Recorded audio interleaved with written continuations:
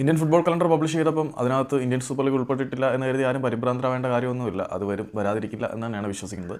ഏതായാലും ട്രാൻസ്ഫർ നടപടിക്രമങ്ങൾ മറ്റ് ക്ലബ്ബുകൾ വളരെ വേഗത്തിലാക്കുന്നത് നിർത്തിയിരിക്കുന്നതിനും കാരണമുണ്ട്. അത് പ്രഷർ ടാക്ടിക്സിൻ്റെ ഭാഗം തന്നെയാണ് എന്ന് വേണം വിശ്വസിക്കാൻ. ഇന്ത്യൻ സൂപ്പർ ലീഗ് നടന്നില്ലെങ്കിൽ ഈ ക്ലബ്ബുകൾക്കെല്ലാം ഒരുപാട് നഷ്ടമാണ്. അത് ഒരുപാട് പ്രശ്നങ്ങളിലേക്ക് നയിക്കും. അതുകൊണ്ട് ഏത് വിധേനയും സൂപ്പർ ലീഗ് നടക്കാൻ തന്നെയാണ് 99% സാധ്യതയും. അതോടെ നിൽക്കട്ടെ.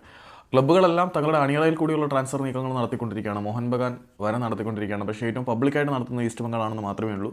ഇതിനിടയിൽ മലയാളി താരങ്ങളോടുള്ള മോഹൻ ബഗാൻ്റെ ഭ്രമവും പ്രണയവും ഒരിക്കലും അവസാനിക്കില്ല എന്ന് വേണം മനസ്സിലാക്കാൻ. ഹൈദരാബാദ് എഫ് സിയിൽ നിന്നും മലയാളി യുവതാരമായിട്ടുള്ള അബ്ദുൾ റഹീബിനെ സ്വന്തമാക്കാനുള്ള നീക്കം വ്യാപകമായിട്ട് അവർ നടത്തുന്നത് എന്നെപ്പോലെ നിങ്ങളെല്ലാവരും അറിഞ്ഞിട്ടുണ്ട് എന്ന് ഞാൻ ഉറച്ച് വിശ്വസിക്കുന്നുണ്ട്. റഹീബിനെ സ്വന്തമാക്കുന്നതിനോടൊപ്പം തന്നെ റബീനെ കിട്ടുമ്പം ഹൈദരാബാദിന് ആരെങ്കിലും വേണ്ടേ? ഹൈദരാബാദ് മോഹൻ ബഗാൻ സൂപ്പർ ജയൻസിൽ നിന്നും ആവശ്യപ്പെട്ടത് മറ്റൊരു മലയാളി താരമായിട്ടുള്ള സലാഹുദ്ദീൻ അദ്നാനെ ആയിരുന്നു. ഒരു സ്വാപ്പ് ഡീലിന് വേണ്ടി ഹൈദരാബാദ് ശ്രമിച്ചെങ്കിൽ പോലും മോഹൻ ബഗാൻ സൂപ്പർ ജയൻസിനെ സംബന്ധിച്ചിടത്തോളം അവർ ഒരു സ്വാപ്പ് ഡീലിന് തയ്യാറല്ല. ഈ രണ്ട് മലയാളി താരങ്ങളെയും തങ്ങൾക്ക് വേണം എന്നുള്ള നിലപാടിൽ ഉറച്ചു നിൽക്കുകയാണ്. ഹൈദരാബാദിന് ആവശ്യമായിട്ടുള്ള ട്രാൻസ്ഫർ ഫീയും മറ്റ് കാര്യങ്ങളൊക്കെ നൽകാൻ മോഹൻ ബഗാൻ തയ്യാറാണ്.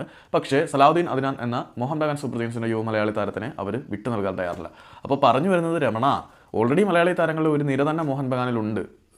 ലേറ്റസ്റ്റ് സൈനിങ്ങളെക്കുറിച്ച് നമ്മൾ വീഡിയോ ചെയ്തിട്ടുള്ളതാണ്. മറ്റു മലയാളി താരത്തിനെ അവർ സൈൻ ചെയ്തപ്പം സലാഹുദ്ദീൻ അദ്നാനെയും വിട്ടുകൊടുക്കാനും താല്പര്യമില്ല. റഹീബിനെ വേണം എന്നുള്ള വാശിയിലാണ് മോഹൻ ബഗാൻ നിൽക്കുന്നത്. ഇങ്ങനെ അവരവരുടെ ട്രാൻസ്ഫർ പോളിസീസ് വളരെ കൃത്യമായിട്ട് തന്നെ എക്സിക്യൂട്ട് ചെയ്യുന്നുണ്ട് ഈ പ്രതിസന്ധി ഘട്ടത്തിലും.